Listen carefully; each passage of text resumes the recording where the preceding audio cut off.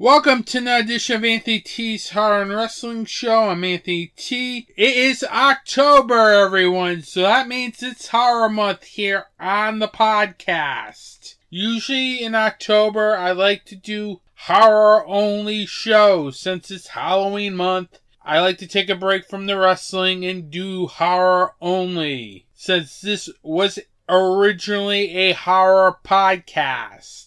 Then around 2020, 2021, I rebranded this podcast to include wrestling in the podcast, to add more topics to my podcast, because of everything going on in the world around 2020, 2021, I had to add more stuff to this podcast, so that's why you had wrestling added to this podcast. But every October, I like to go back to the show's original format, Anthony T's Horror Show, as that's what the show was originally called back when I first started this podcast. Now we're back to that format for 1 month only. Hopefully I'll get 3 episodes in.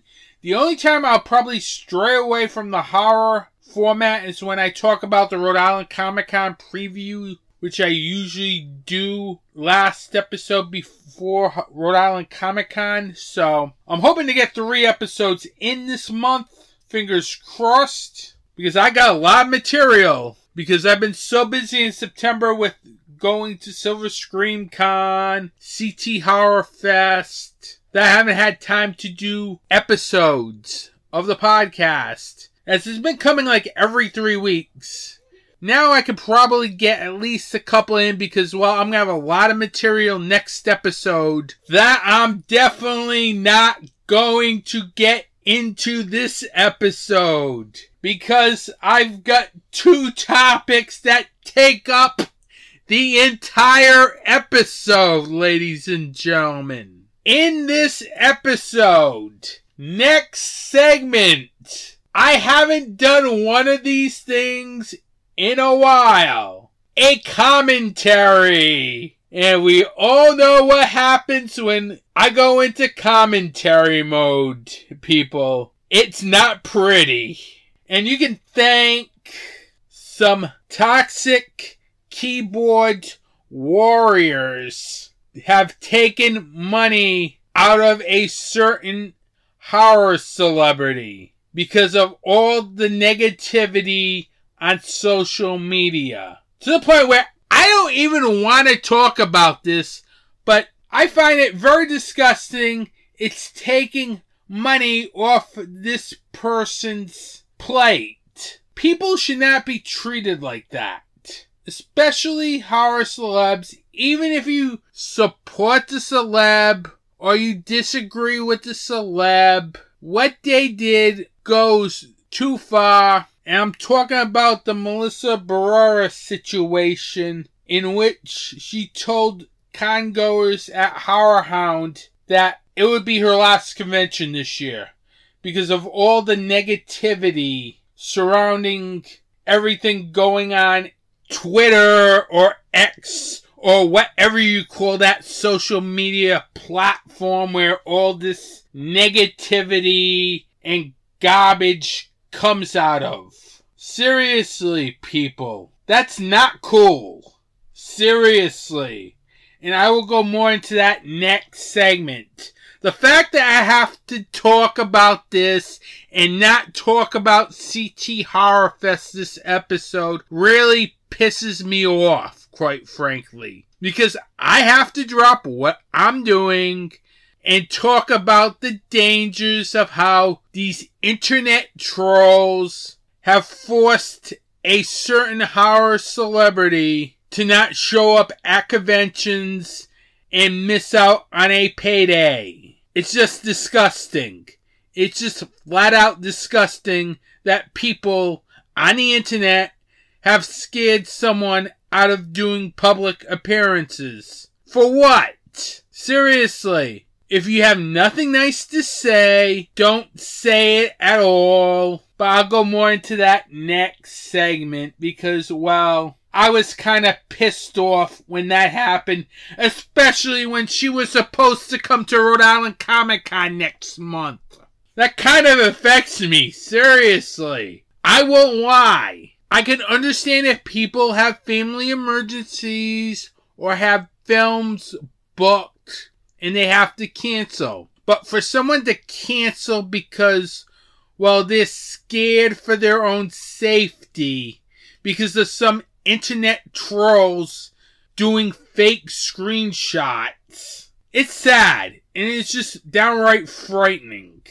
And that's the type of people we do not need in the horror community. But I'll go more into that next segment. Then after that, I will go into my thoughts on Silver Scream Con, about the fun time I had there, and why I think that might be the best convention I've ever been to. And this is coming from a guy who's been going to conventions for over 14 years. It's going to be 14 years in November. And that was pretty much the best convention I've ever been to. I'll go more into that later on the podcast. Then you're not going to get What's Anthony T watching, as yours truly will attempt to do a concert review of the concert that happened during Silver Scream Con. This is a first on this podcast.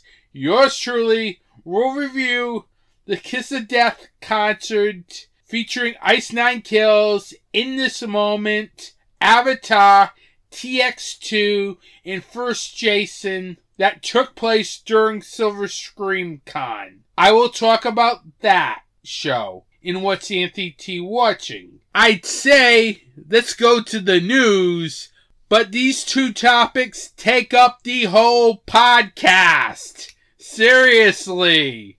It just does. Seriously. This is a 1 hour podcast. It's probably going to go over 1 hour. I'm not doing an hour 15, an hour 20. That's not happening. So, when I come back, we will go into that commentary I talked about in the beginning of the open. And how toxic fandom has made one actress cancel all her convention appearances for the rest of 2024.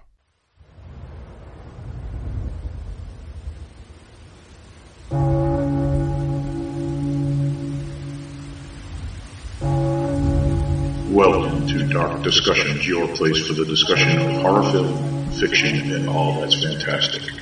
A weekly podcast where the discussion is about the most recent horror and genre films. Intelligent talk on a genre that deserves intelligence. A conversation between co-hosts discussing not only the film, but also the connotation that the directors and screenwriters are trying to articulate. When you want more than a review, listen to Dark Discussions. And speaking of perception, there's just one more scene I want to talk about, which is after Caleb discovers that Kyoto's a robot. Kyoto kind of peels off her skin, showing him what's underneath. Now, wait a minute. I know where you're going with this, but tell me you weren't already thinking this 15 minutes earlier in the film. Exactly what he's thinking at that moment. Which is he's a robot too. Oh, I considered the possibility. Right, and that's what I like, is the fact that the writers were smart enough to know that this is what the audience would be thinking. We've all seen Blade Runner. Right, exactly. www.darkdiscussions.com, wherever podcasts are found.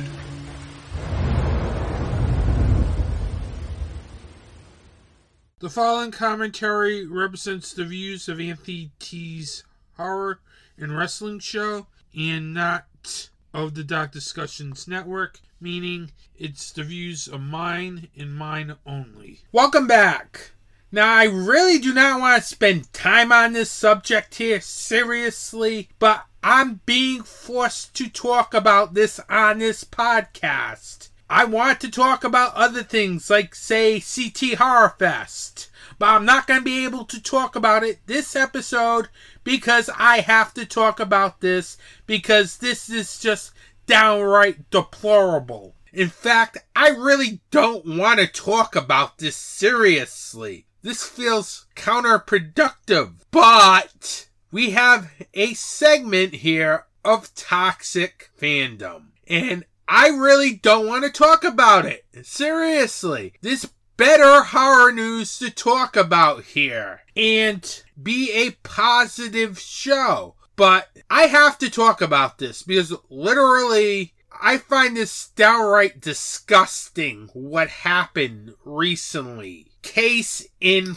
point. Actress Melissa Barrera recently had to cancel all her con appearances for the rest of 2024 because of some idiots on Twitter or X, whoever it is nowadays, decided that they wanted to post fake screenshots with her chatting with fans. First of all, posting something fake on the internet is totally disgusting.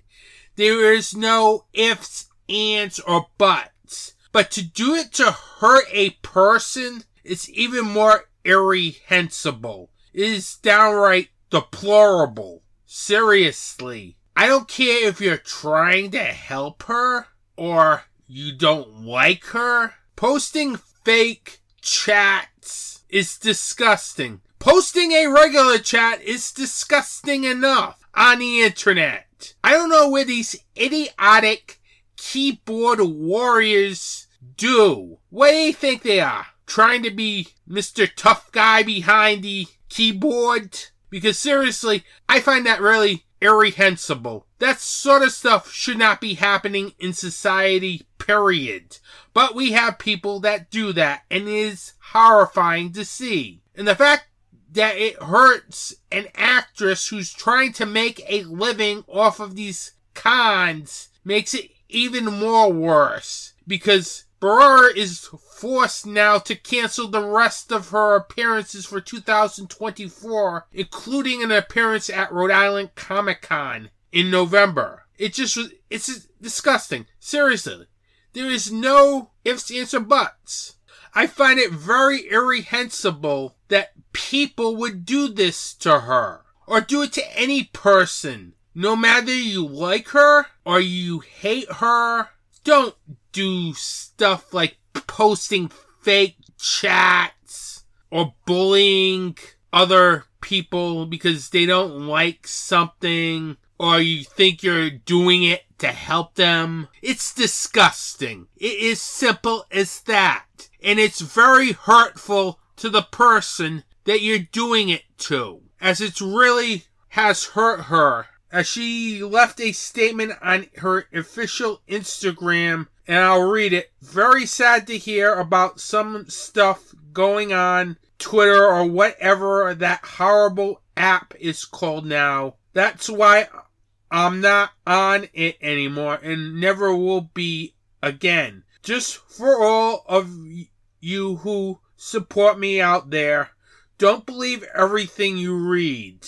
There are fake screenshots out there of chats with me. I don't chat with fans on socials. And this just corroborates that I'm right in not doing so. Unless it comes from my mouth or my Instagram account, it's probably not true. Love meeting you all and chatting at cons.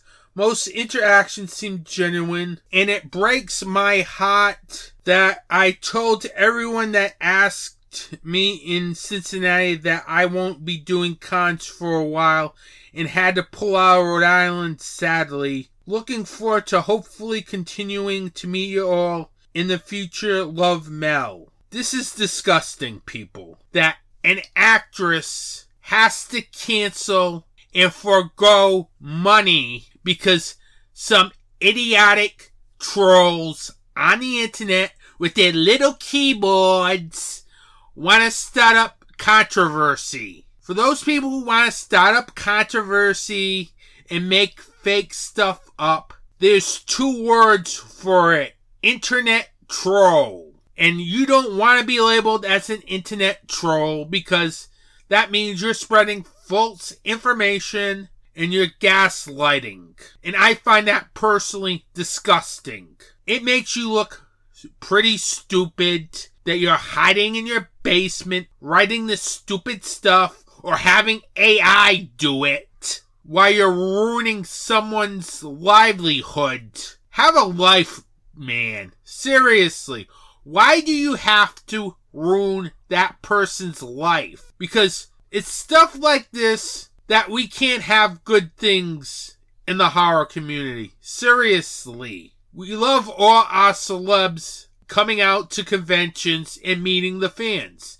Because you see a lot of horror celebs come out. They have no problem. Once you start hurting one celeb, who's going to be the next that gets trolled by these internet trolls? Seriously, people, get a life. Don't be a bleep. There are more things in life than just ruining someone's career. Seriously. And it just disgusts me that I have to take time out of this podcast, an episode, to talk about this. About the toxicity of the internet. Because I don't want to do it. This is supposed to be a horror and wrestling podcast. But if you're going to go after a horror actress, the way these people did with Marissa Barrera, I'm going to talk about you internet trolls. And how bad you are for the horror community as a whole. If you want to be so toxic about not being happy that Melissa Barrera's not in Scream 7, or you don't like her political views, or you don't like the fact that Neve Campbell's the star of Scream 7 and Melissa Barrera got fired from it, enough. The only thing that's happening here is that you're hurting Melissa Barrera. You're not helping or supporting her as a fan. You're hurting her. And that is just downright disgusting. I have to take time out of this podcast to defend her. Because I don't like to see people get hurt by a bunch of toxic fans that really have no place in the horror community. Seriously. There is no need for this toxic fandom of fake chats, because it's disgusting and very creepy. Seriously. You're really not helping her. You're hurting her feelings. And that's just disgusting. As you're not a man. I can tell you that right now. Because a man would not do that. A man would not hide behind a keyboard and do toxic stuff that might jeopardize her earnings. If you like her as a fan, don't do nothing. Just be a fan. And if you don't like her, just leave her alone. There's no need for this toxic BS. If you love her or hate her, just keep your comments to yourself. Seriously. Don't make these fake screenshots. You really hurt her feelings. Seriously. Because to the point where she can't attend any cons at this time. Literally.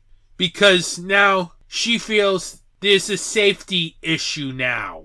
Because I wouldn't be wanting to go out and sign and go to cons if someone was doing all this fake chat stuff. Because you don't know who's gonna come out of the woodwork. Maybe some crazed fan, or maybe some fan who's against her for her political views. And then we're gonna have a real big problem for conventions going forward. It's just sad that these bleeping idiots forces her to cancel all her dates that she had left for 2024.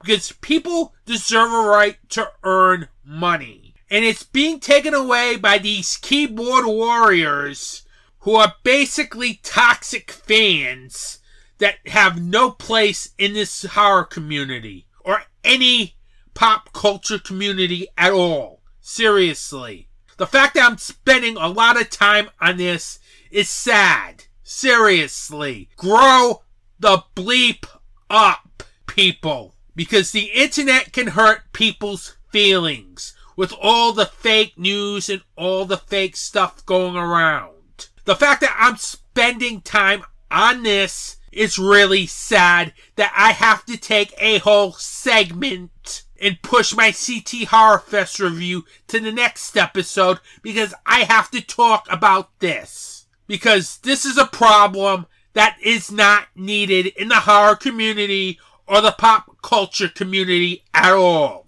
Grow up, people. Because if stuff like this happens to a certain celeb, they're not going to go and meet their fans. They're not. Because they're going to be too afraid of their security and the security of others. This is really sad. I am really sad. In fact, I was looking forward to meeting Melissa Barrera at Rhode Island Comic Con in November. Now I can't. Because of some idiot keyboard toxic fans. It's just sad. Seriously. The fact that I gotta take time out on my podcast to talk about this issue of toxic fandom. Grow up, people. There's always a saying, if you don't have something nice to say, don't say it. At all. Every day there's a family struggling with hospital bills to care for their sick child who is fighting an illness. There's a woman who is fighting breast cancer and is having trouble making ends meet while paying for their treatment. And there are burn victims that are going through treatments to heal their deep wounds. There is a charity in the horror community that helps these people. Scares That Care is an organization that helps families deal with the bills for their child. They help women get the treatment they need to fight breast cancer, and they help people who are dealing with severe burns get the help they need to heal. Scares That Care is a 100% volunteer organization and 501c3 nonprofit charity that is dedicated to helping these people in fighting real monsters. To find out more information or to donate to Scares That Care, you can go to www.scaresthatcare.org. Every donation helps Scares That Care fight real monsters. Welcome back. Now, recently I went to Silver Scream Con that took place September 13th through the 15th in Worcester, Massachusetts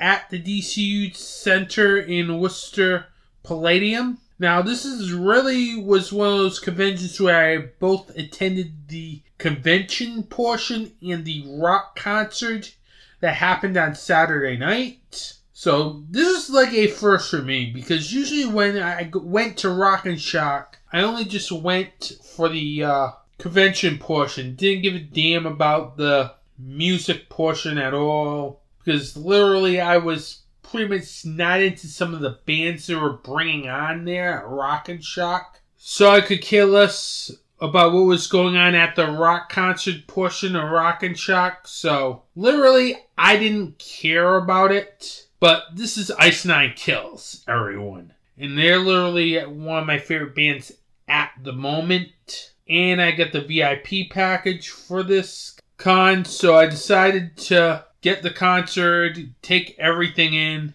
And it was kind of nice to do that because, well, I had a very fun time. Let's first start off on Friday night, where it was packed. Literally. I'm talking about maybe Monster Mania level in terms of attendance on that Friday night. Because literally, usually when I go to cons on a Friday night, it's not that crazy. Seriously. And it was something that I literally was not expecting going in. Maybe I should have expected it because of the popularity of Ice Nine Kills. But literally, I just went on the usual New England guide for Friday conventions. And they usually like walks in the park. You could walk easily. Lines wouldn't be that crazy. But I saw a lot of lines, especially for some of the main guests at Silver Scream Con on a Friday night. That usually never happens. Seriously. Then again, I'm just going by New England con standards. Sure, I probably have seen it at Rhode Island Comic Con, but I've never seen so many people on a Friday night at a horror convention. And that's a very good thing. Don't get me wrong here. It's nice to have these walk in the park type cons on a Friday night. But if you can pack people in on a Friday night, you're doing your job. Seriously. And that's what Silver Scream did. They really got a lot of people coming in Friday night. And I have to hand it to them. I didn't think it was possible. Seriously. But they did it. It was crazy. And that's what I like in conventions. I like to see crowds. That means people are interested. That means cons come back the next year. And that's what you want in a horror convention. You want people to show up. Now, I will talk about CT Horror Fest next episode, as that was like night and day compared to this convention. This convention had this big atmosphere, which is very good, because seriously, I have been wanting a horror con in the New England area to have this Monster Mania type level feel. And Silver Scream Con all weekend had that Monster Mania feel to it. Literally. Because it was packed all weekend. It was perfect. And I really like the fact that now in the New England area, we have a major horror con. Not like TerrorCon, not like CT Horror Fest, but something that you can say maybe can be up there with a Monster Mania or a Days of the Dead in the future. Seriously. Because the way they're able to get their fans to come to this convention is remarkable. As you had people from all over the United States, you had people from other countries come to this convention. You had a lot of people coming to this convention. And a lot of it's because of the popularity of Ice Nine Kills. But still, it's great to see that here in the New England area, because we don't get that type of convention where people from other countries are coming to the convention. We just get maybe people from other states and so on. But it was really great to see people from other countries show up. And I would love to see that more in the years ahead for Silver Scream Con. Seriously. As I really think this is a major horror convention after this weekend. Because literally it's bigger than TerrorCon. It's bigger than CT Horror Fest. Now the show itself, I thought was probably the best con I've ever been to. The layout was great. Everything was spaced. Even though there was a lot of people there, I could move around. I had almost no problems moving around for the most part. Even though it was packed, still, it was great to see enthusiasm, to see people lining up to meet their favorite horror celebrities. It was just such a great time there. Now, as for me, I had the chance to meet a lot of people at this convention. Obviously, I'll start with Friday night. I first got in at 4:30 since I got the VIP package, and I decided, you know what? Why don't I start meeting celebrities now before everybody else comes in at 5 o'clock? Because at 5 o'clock, it's probably going to be chaotic, and I was right. I first met Lee Waddell from the Scream franchise. Very super nice guy. Later in the evening, I would get a photo op with him in his ghost face costume.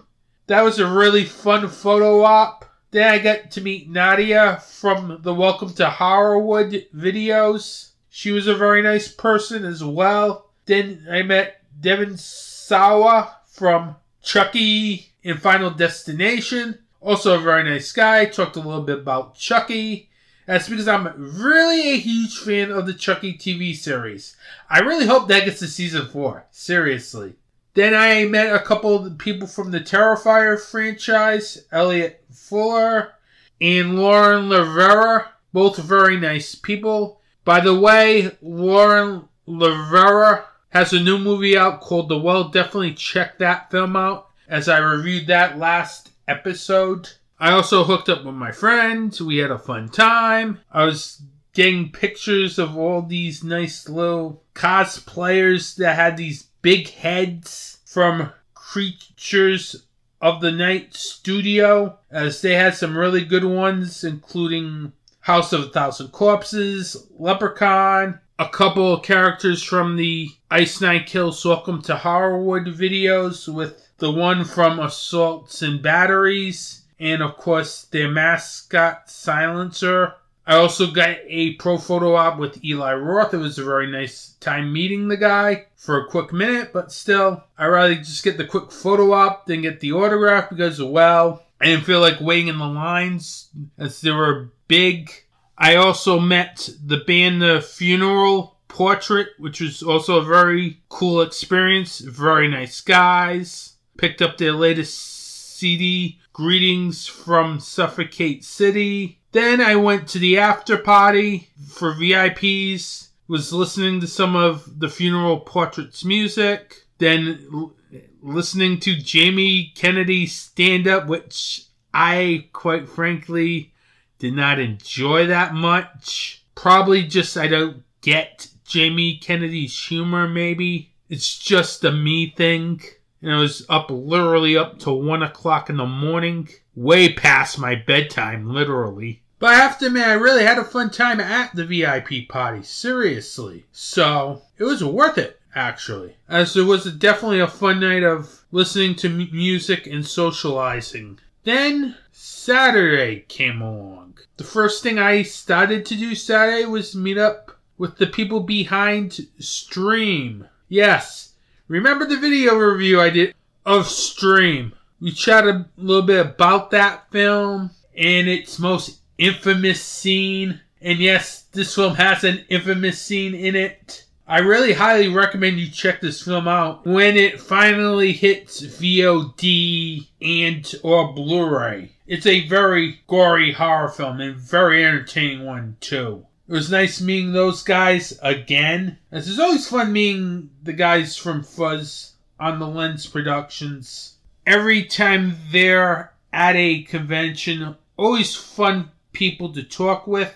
So it was nice getting a couple minutes with them before the doors opened on Saturday, because it would have been crazy, seriously. Then I decided to meet Sheen S. Cunningham, the creator of the Friday the 13th franchise. Very nice guy. Talked a little bit about the franchise. Then I decided to go to the Talk Scary to Me panel with Danielle Harris and Scout Taylor Compton. That was a fun panel. Then I had not one but two photo ops back to back. Gotta love that when that happens. Seriously. It's much more manageable at horror cons than at Comic Cons. Seriously. To do back-to-back photo ops. As it's not chaotic. As long as you're not doing like two people from the same franchise at once. As I first had my photo op with Sheen S. Cunningham. Yes, I was going to do a photo op with Sheen S. Cunningham since I practically did photo ops with every director and producer that was there that weekend. So that was definitely on my list of things to do. Again, very nice guy. Had a fun time doing that photo op. Then after that, it was right to the Lauren Rivera costume op from Terrifier 2. The one in the climactic scene in the film. Very nice photo op. I think it came out very good. That was kind of a fun photo op. I did not expect it to be that fun of a photo op, quite frankly. But we both had fun with the photo op, as it went off without a hitch. Loved it a lot. I was expecting something more in the vein of Terrifier 2. Not what I got. But still, it came out very good. Seriously, it did. And I really think Laura is a very sweet person. Probably one of my favorite people I met all weekend at the convention, which I'll get to at the end of this segment. Then I got to meet Ari Lehman from First Jason and the First Jason from Friday the 13th. Very super cool guy. It was nice really meeting him for the first time. He was a fun person to be with, as we talked a little bit about the Friday the 13th film, and also the Bond as well, because I love the Bond films. If you're a horror fan, you need to find the Bond films. I think they're on Screenbox, so definitely check it out on Screenbox. If you can't, because that's where I believe the Bond films are, but definitely check out the Bond and the Bond Part 2, in which Ari Lehman's in both of those films. Plays a very cool character in those films as well. Then walked around a little bit. Met the people from Super Troopers. Yeah, I love that comedy a lot. Had to do a photo op with them. Had to get an autograph with them. I had to do it. I love that movie so much. Had to get the photo op with the car. And now, if you're wondering if I had my photo op with the Halloween station wagon, yes, I did take a photo op with the station wagon with my camera, obviously, but still, it's a photo op. That's fine. Even if it's on my cell phone, which I did on the Friday night, which I forgot to include, and I'm not going backwards and trying to edit this thing, so you're gonna take it as is. Sorry. It's just, there's so much to talk about with Silver Scream Con, and the fact that I really love this convention, that I'm going to forget things, because it was such a blast.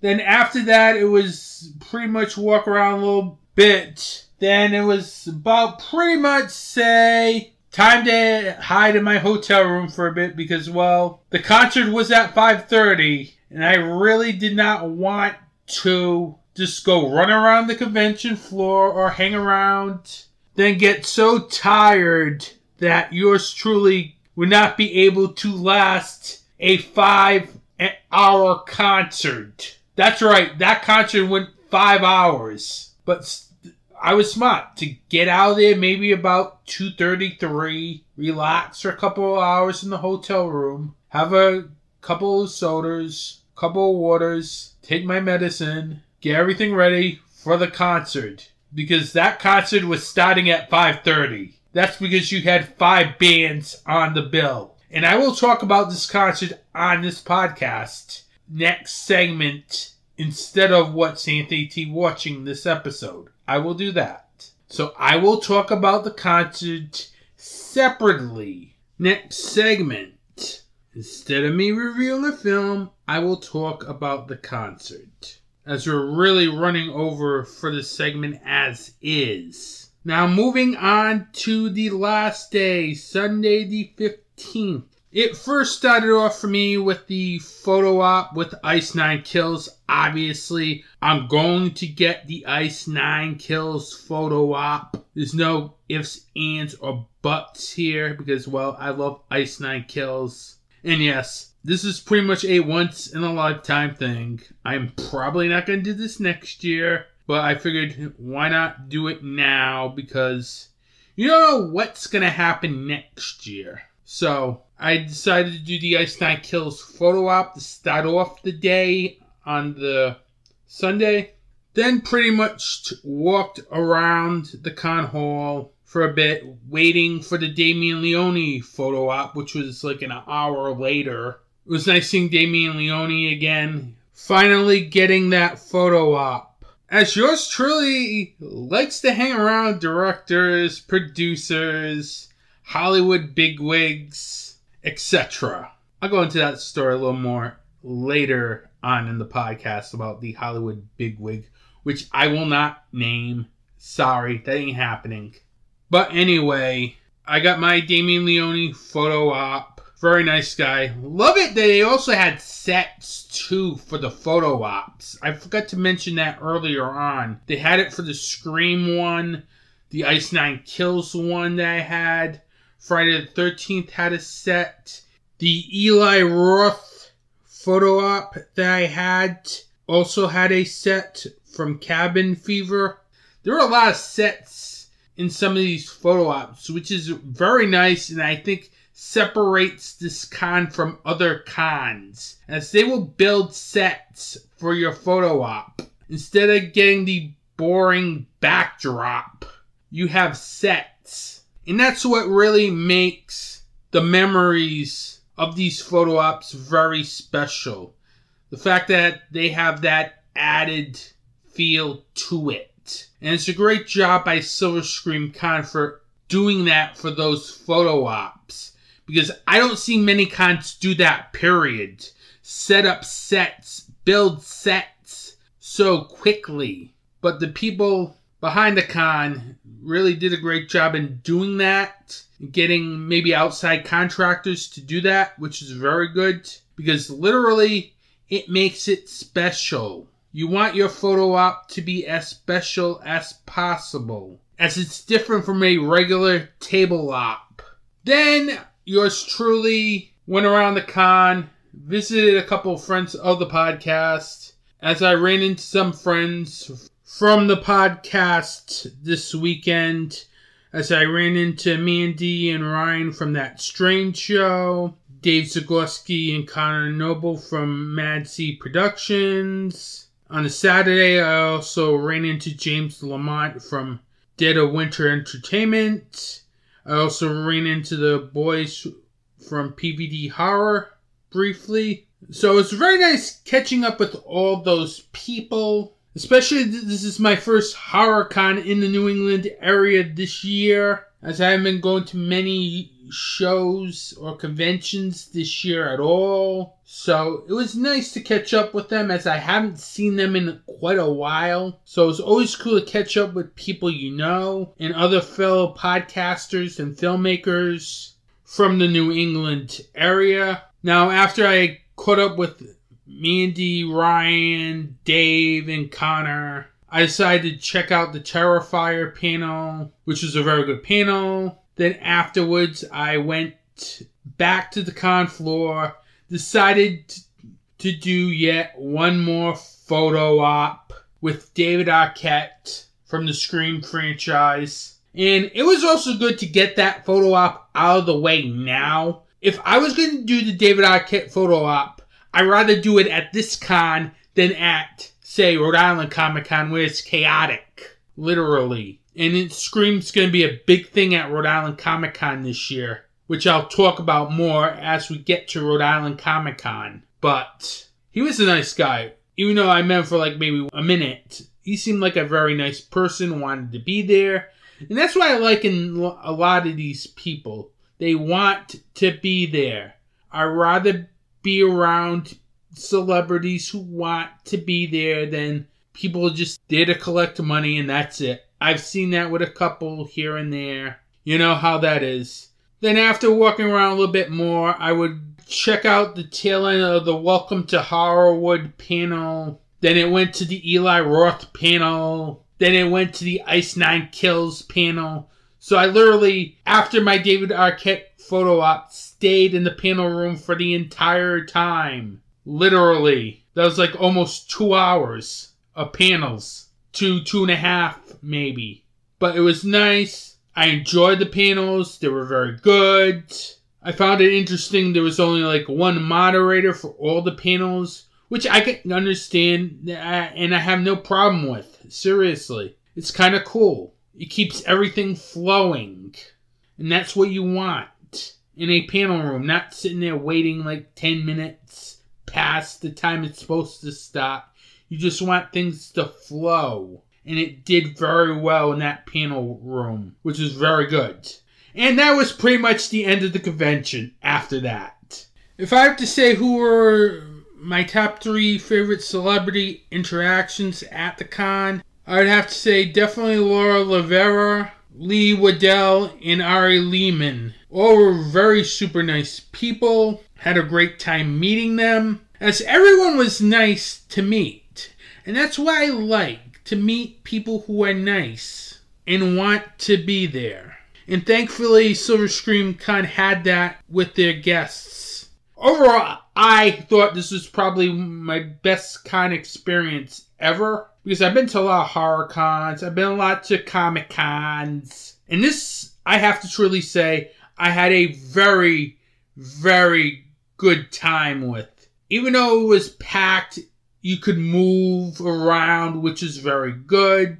There weren't many issues. I did not feel like I was at a Comic-Con, even though it was packed, because this didn't feel like a Comic-Con in the level of people there. But it didn't feel like a Comic-Con in the way the traffic moved and everything. And I liked that. And it was also nice meeting new people who like Ice Nine Kills like I do. So, would I go back to this con next year? Yes! That's a definite yes. If I can afford to, and if the timing aligns up, yes, I will go back to this con next year. By far. This is by far the best con in the New England area for horror cons. I've been to CT Horror Fest, I've been to Monster Expo, I've been to TerraCon, and now I've been to Silver Scream, and I've been to Rock and Shock back in the old days. This is the best horror con in New England, period. Whether it's past or present. Seriously. If you're a horror fan, you have to come down to Worcester, Massachusetts next year for Silver Scream Con. As I hope they continue to have this at this venue, as this is a perfect venue for this con. With that, I had a great time at Silver Scream Con this year, as this is probably my most favorite con I've ever been to. If you want to find out the latest news for Anthony T's Horror and Wrestling Show, you can follow the podcast on the Slasher app, Facebook, and Instagram at Anthony T's Horror and Wrestling. You can also listen to the podcast on Apple Podcasts, Spotify, Pandora, DarkDiscussions.com, and the Film Arcade Media YouTube channel at youtube.com/FilmArcadeMedia.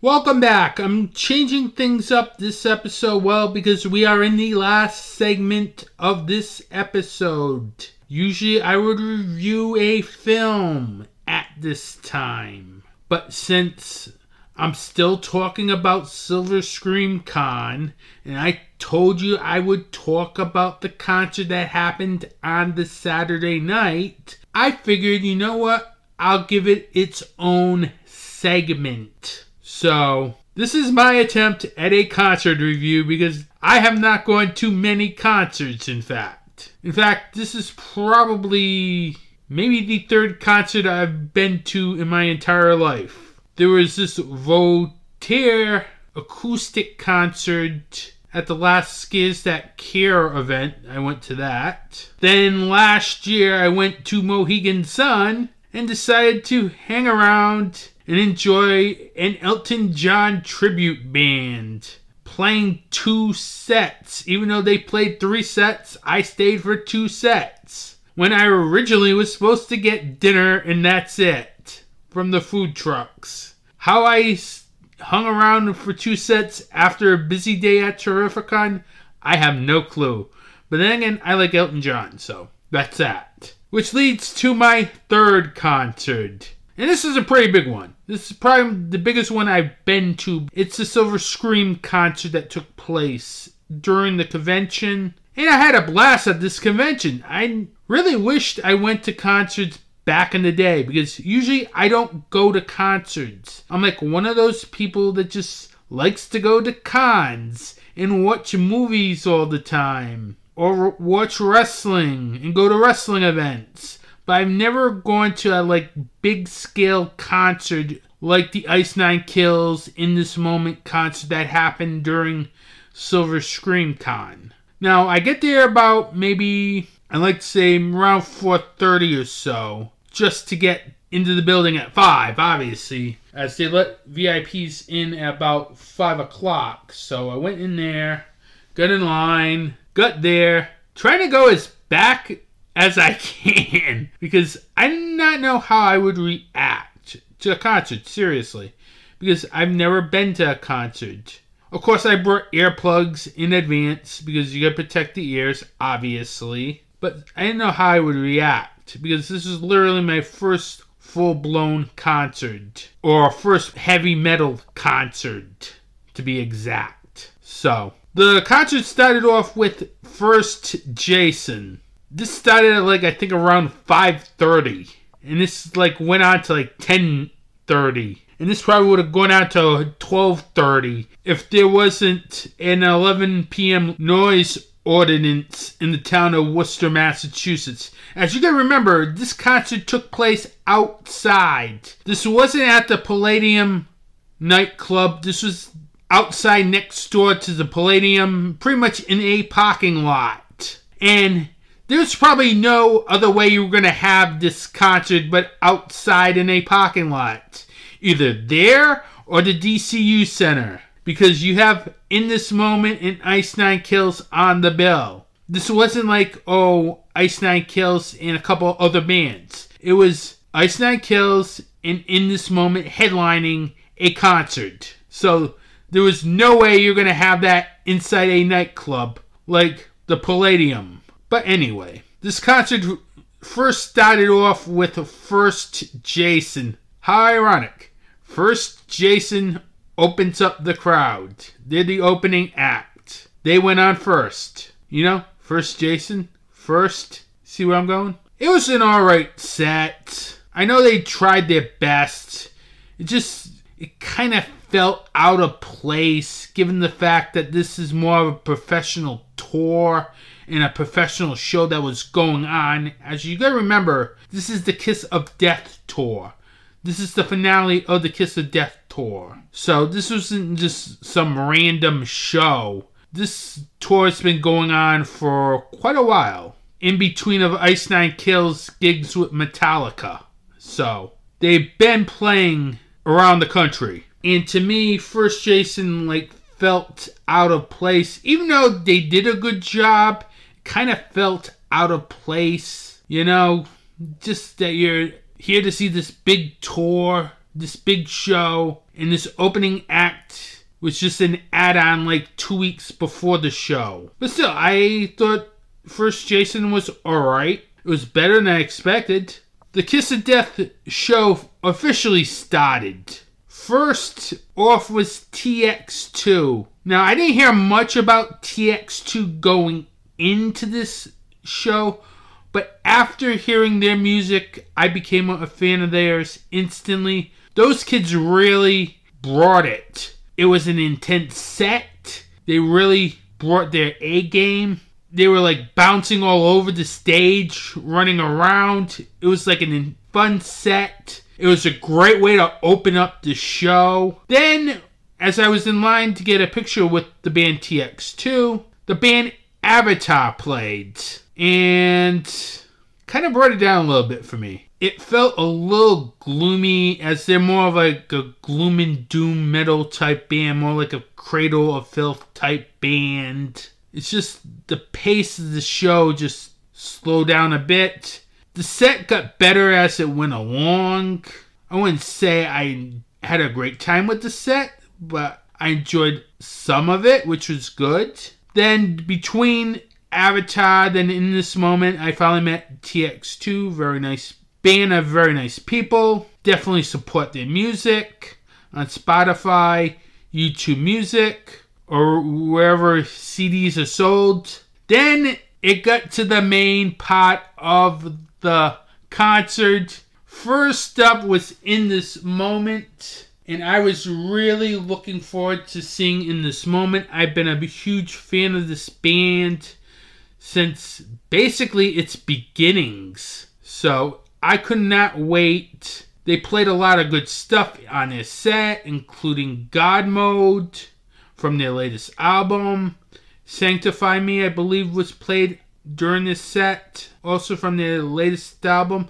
They also played their big hits, Adrenalize, Blood, and a song title that I cannot say on air, but they were all on the album Blood, which is definitely my favorite In This Moment album. Overall, that was a really great set with a spectacular finale. Then it was Ice Nine Kills on the stage. I loved the intro to this set. They had the Crypt Keeper introduce them. But before that, you also had a little brief history of the whole Welcome to Horrorwood thing with Spencer Charnes and everything. I thought that was a nice little touch.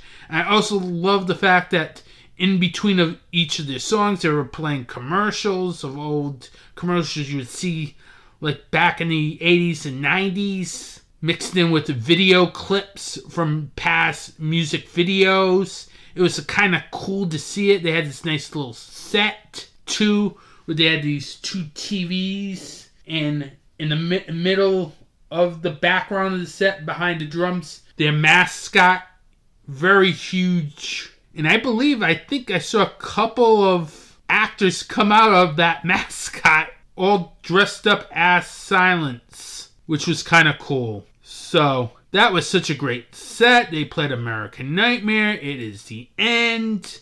They kicked their show off with Rainy Day, which is also a great way to start the show.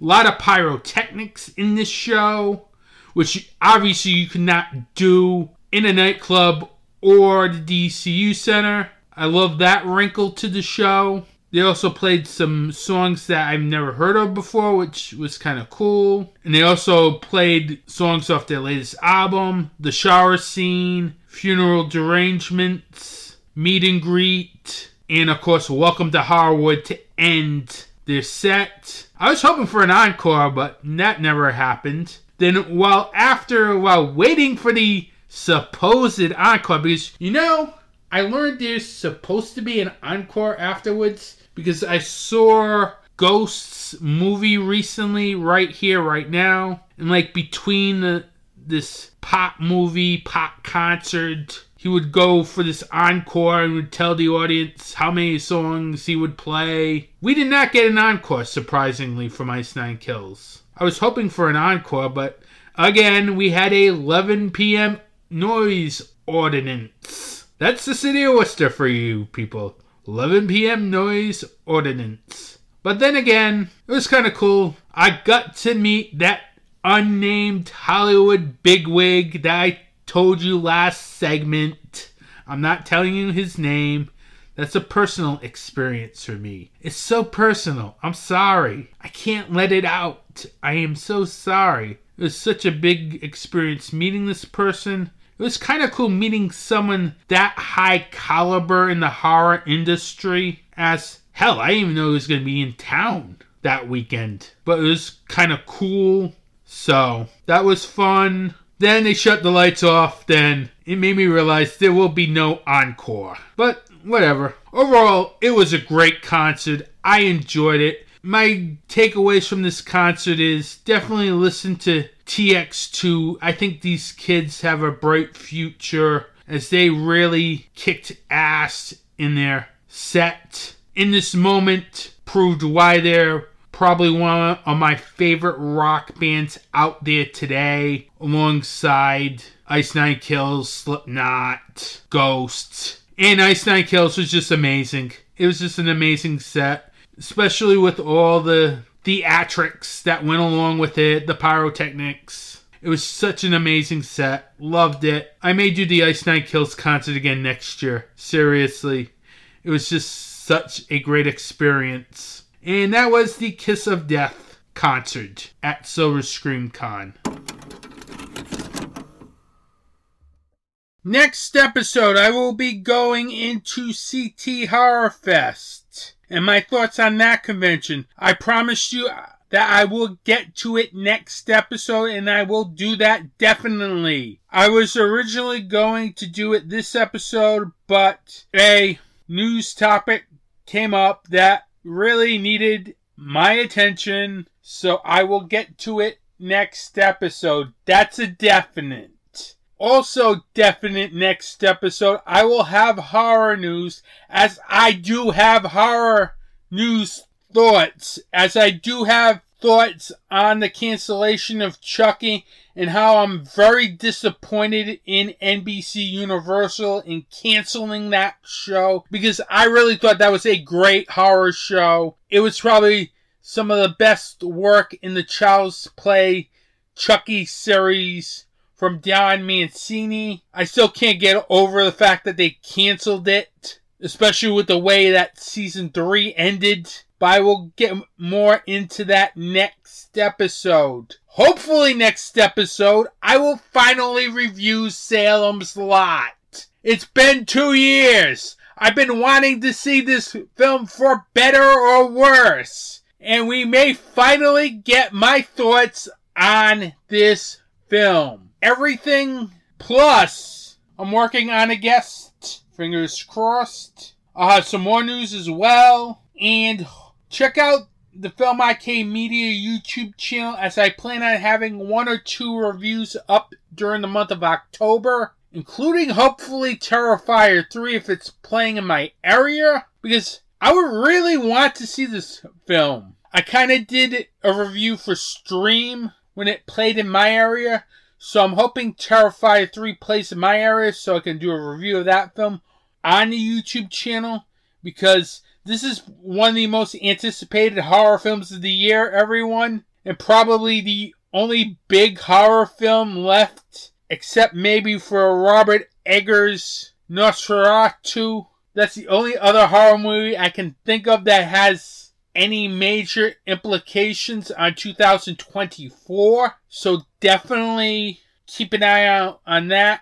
Once the review comes out, I'll definitely post that on the official Anthony T's Horror and Wrestling social media channels. Don't forget to subscribe to the Film Arcade Media YouTube channel at youtube.com/Film Arcade Media. Also, don't forget to like and subscribe to the YouTube channel, along with our podcast channels over on Apple Podcasts, Spotify, and Pandora, to keep up with all the information on Anthony T's Horror and Wrestling Show on social media. You can go to Instagram, Facebook, and the Slash app at Anthony T's Horror and Wrestling. With that, I want to thank you for listening to this podcast. Have a good day and support indie wrestling and indie horror.